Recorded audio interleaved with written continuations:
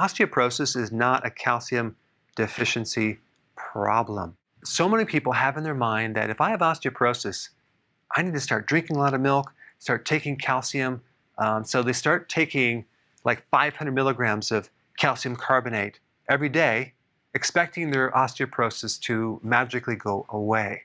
Well, there's some very interesting data that talks about calcium supplementation not only not helping you with osteoporosis or reducing the fractures from osteoporosis, but increasing the risk for heart attacks and even stroke. And I'm going to put some links down below. One study talked about if you took 500 milligrams of calcium every day, it potentially could increase the risk of heart attacks by 30% and risk of getting a stroke by 20%. Now, in a review from 2018, using the routine use of calcium and vitamin D did not reduce the risk of osteoporotic fractures, but it did increase the risk of kidney stones. Now, the thing about calcium is that it's very, very tightly regulated.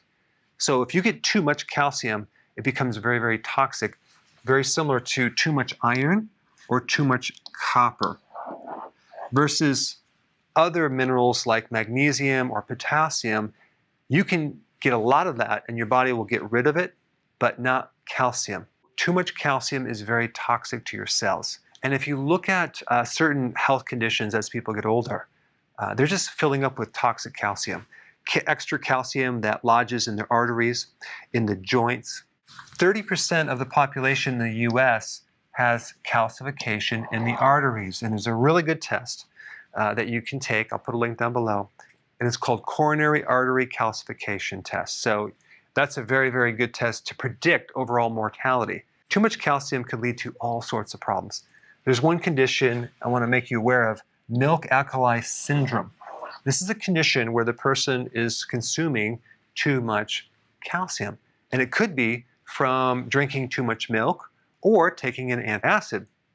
Here are the side effects: kidney failure, death, psychosis, confusion, dizziness, poor appetite, and the list goes on and on and on. So what I recommend is you get your calcium from your food as much as possible and never take calcium carbonate because your body has a heck of a time absorbing that. Osteoporosis is a severe loss of bone mass and density. And bone is made from protein, minerals, and calcium as well. It's not just calcium, so it's the whole package. Osteopenia is a lesser version of that. And then osteomalacia is where the bones become soft. And in a child, it's called rickets. And this is a vitamin D deficiency. What's even more important than calcium is your vitamin D level, is your stress level. Too much chronic stress or taking steroids, prednisone, for example, will destroy the bones. Postmenopausal women who go through a lot of stress and go through a lot of menopause with adrenal stress, because now the adrenals have to back up the ovaries, sometimes develop osteoporosis from a combination of higher levels of cortisol and lower levels of estrogen. So that can cause a loss of bone. Also, if you have digestive issues, malabsorption can create a problem, usually because you're not able to absorb vitamin D, and then you can't absorb calcium. Vitamin D has a purpose of increasing calcium absorption by 20 times. So without vitamin D, you would have to consume 20 times the quantity of calcium. That doesn't make sense. Vitamin K2 is another vitamin that is ignored. This is like vitally important. Vitamin K2 has a huge purpose of making your bones very, very strong and solid, to keep the calcium in the bone and keep it out of the arteries and the other soft tissues. So this right here is probably one of the most important factors in dealing with someone with osteoporosis. The other thing that's been proven is that regular exercise can greatly reduce the risk of osteoporosis.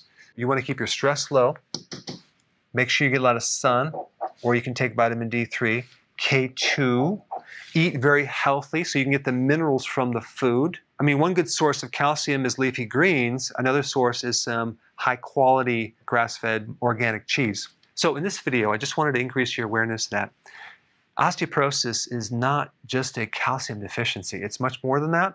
And I don't recommend taking high doses of what they normally recommend, calcium carbonate, because of this problem right here, which I'll put some links down below. Thanks for watching. Hey, before you go, if you're benefiting from any of my content, I would love to hear about your success story. Please share it in the link down below.